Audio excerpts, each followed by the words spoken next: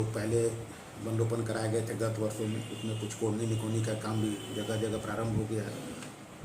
वर्षा कम और विलम्ब से होने के कारण, इस प्रोडिक होने के कारण थोड़ा कार्य विलम्ब से प्रारंभ हुआ है। फिलहाल अभी हमारे यहाँ यही काम चल रहा है। 500 जो है हमारा गैबियन में वृक्षारोपण करना है, जो गिरिडीह से डुमरी की ओर सड़क जाती है, उस पर हम लोग सड़क किनारे 500 पेड़ लगा रहे हैं गैबियन में। समय समय पर कुछ इस तरह की बातें सामने आती है कि वन क्षेत्र में कुछ जैसे हाथी के द्वारा कुछ ग्रामीण कुछ ले जाते हैं, या फिर कुछ इस तरह की घटनाएं होती है, ग्रामीणों के घरों को हाथी जो है वो क्षतिग्रस्त करते हैं। क्यों इस तरह के मामले होते हैं और क्या कारण है ऐसे मामलों के? इसका मुख्य कारण मेरी समझ से है कि एक और हाथी जो है उनका प्रोटेक्टेड किए जाने के कारण उनकी संख्या में वृद्धि हो रही है, और इधर जो आदमी की संख्या में वृद्धि हो रही है, इसके कारण वन क्षेत्र पर काफ़ी दबाव पड़ रहा है। वन क्षेत्र जो है धीरे धीरे सिकुड़ रहे हैं, जो हाथियों का पर्यावास है, जो क्षेत्र है वो डिस्टर्ब हो रहा है। इसके कारण मानव हाथी द्वंद्व की समस्या लगातार बन रही है। तो फिर भी हम लोग काफ़ी कोशिश करते हैं, प्रयास करते हैं, लेकिन फिर भी घटनाएं घट ही जाती हैं।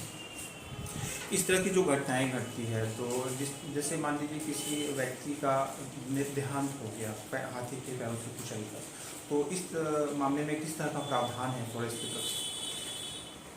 हाथी से या किसी भी जंगली जानवर से डेथ होने की स्थिति में 4 लाख रुपया उनके हम आश्रितों को देते हैं।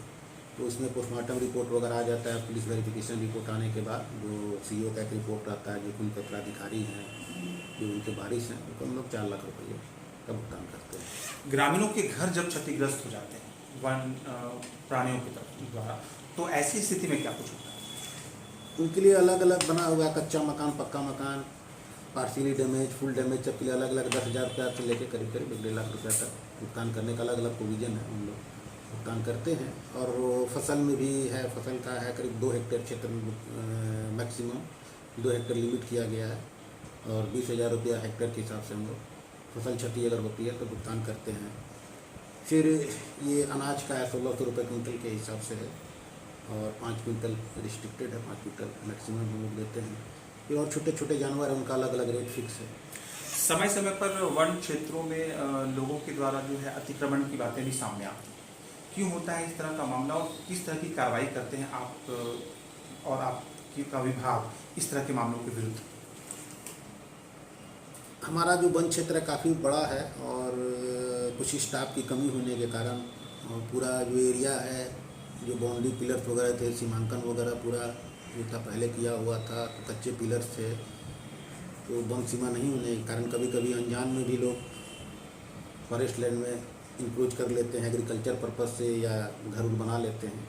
कभी कभी जानबूझ के करते हैं, देखते हैं कि कोई नहीं है इसका वाला, तो वो करते हैं। इस केस में हम लोग जो है क्रिमिनल केस करते हैं, जो है व्यवहार न्यायालय में, सिविल कोर्ट में सीजीएम के यहाँ केस दाखिल होता है, और प्लस ये हमारे कोर्ट में चलता है, इविक्शन का केस चलता है, और इसमें हम लोग ऑर्डर पास करके इविक्शन जो वन क्षेत्र को अतिक्रमण मुक्त कराते हैं। गिरिडीह पूर्वी वन प्रमंडल क्षेत्र के बारे में आपकी राय, आप चूँकि यहाँ पर लगभग 1.5 वर्षों से हैं, तो क्या कुछ कहना चाहिए? नहीं, एरिया तो काफ़ी बड़ा है और काफ़ी मिसलिनियस फॉरेस्ट है यहाँ पर, और थोड़ा पॉपुलेशन ज़्यादा है, और यहाँ पर 2-3 समस्याएं ज़्यादा हैं। जैसे यहाँ बेरोजगारी ज़्यादा है, प्रॉपर्टी ज़्यादा है, जिस कारण लोगों का प्रेशर वनों पर ज़्यादा है, झुकाव ज़्यादा है।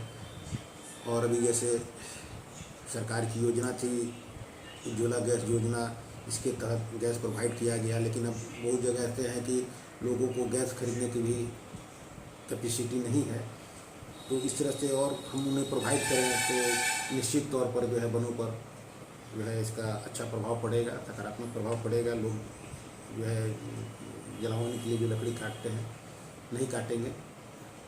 धन्यवाद। हमारे साथ प्रवेश कुमार जुड़े थे, डीएफओ गिरिडीह ईस्ट, जानकारी दे रहे थे जिले में जो इनके नेतृत्व में काम हो रहा है वन प्रमंडल में, उसके विषय में जानकारी देते थे। जो समस्याएं समय अंतराल पर सामने आती है, उन समस्याओं के विषय में बता रहे थे, कारण बता रहे थे, उनका निदान भी बता रहे थे। इन इस विभाग में जो काम वर्तमान में मुख्य रूप से प्लांटेशन का हो रहा है उस पर भी अपनी जानकारी दे रहे हैं। बहुत बहुत धन्यवाद।